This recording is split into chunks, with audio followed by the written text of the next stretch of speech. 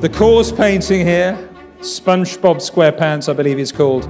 Art sales and auctions have been breaking records. At 850, no, and your bid, sir, with a round of applause.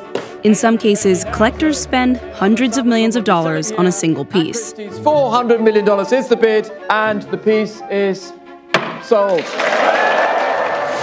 And with all that money at stake, many of these collectors pay for forensic and expert testing to ensure they're getting the real deal. That's because where there's money, there are scammers. Right in here. Right in here. You gotta get right in there. Ken Peraney knows a thing or two about forging art. He's been doing it for decades. That is, until 1998, when the FBI began a 5-year investigation into Ken. See, the modern paintings take a different type of aging than an antique painting. He had passed off his forgeries of 19th century artists in major international auction houses. 2 FBI men walked in that door. What was your explanation? I simply told them that I was very lucky at finding them in flea markets. Did you have your Buttersworths hanging all over the house? Luckily, as they no. asked you how you got all these Luckily, no. But if they would have opened the door back there, they would have said, we've just hit the jackpot. He perfected imitations of James E. Buttersworth, a 19th century English painter. The 5-year investigation dried up, and Ken is now safely past the statute of limitations on his crimes. How many people have fakes of yours? Let's just take the Buttersworth, for example. Yeah. How many people have this in their home and think they have a Buttersworth original? Well, it's hard to say. I've painted so many of them through the years, but put it this way, every so often one turns up in a magazine or a catalog, and it's like bumping into an old friend. So what motivates someone to forge art? I didn't plan to become an art forger. It kind of like happened by default, and I found that I had a hidden talent for it, and it gave me a very exciting life in a very quick way. I liked the money. I spent a lot of money. When I had a good sale, I would go out to Ireland, stay at castle hotels, horseback riding, read books, go to a lot of fancy restaurants. The life it gave me was something that I would not otherwise have had.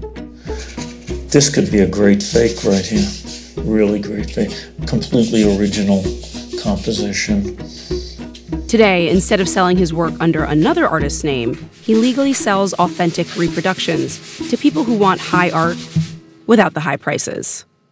The irony of the situation is I'm doing better now than I ever did in the old days because I could sell so many more, and times have changed, so I could get a whole lot more, even as fakes. How do you label your paintings now? I don't. I have people that want me to sign my own name on my fakes, and I refuse to do that because for me to put Ken Peraney on that Buttersworth would compromise the integrity of the fake.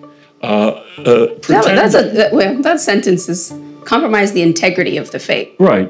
If you were starting out right now, do you think you could have the same career that you had? I think I could, yeah. In spite of the scrutiny today, I could see many areas where you could stay under the radar. Forgers follow trends, and trends go hot and cold. Lot number 5A is the Kerry James Marshall. Today, interest in black artists who used to be ignored by the elite art world has shot up, thanks to record-setting sales like P. Diddy's $21 million purchase of a Kerry James Marshall painting. Early this year, some New York gallerists warned that they were seeing more forgeries and fakes of black artists' work. Some galleries in New York have recently said that there's been a rise in fakes around black American artists' work. Artists who are working in the 20th century and maybe now have passed. Why would that be? Newly appreciating artists are particular targets, especially if they're being introduced into the sales rooms. When you buy something in an auction house, it has now graduated to an entirely new level of investment quality. So when you get in on the ground floor of something that's rapidly appreciating, there isn't that much expertise there. That's a prime target. That got a bullseye on it. Let's just go and exploit that. Do you think that the victimology or the hurt is any different in the case of Black American artists? Yeah. So if someone is going out and forging their work now, Right. or changing their legacy, just as their legacy is starting to get some attention, Right. Yeah. does that change your perspective on sort of who gets hurt by this and what it means to forge? Personally, I wouldn't do it. Imitation is the greatest form of flattery. The artists that I targeted, in 99% of all cases, were long dead, but I feel that I paid a tribute to them.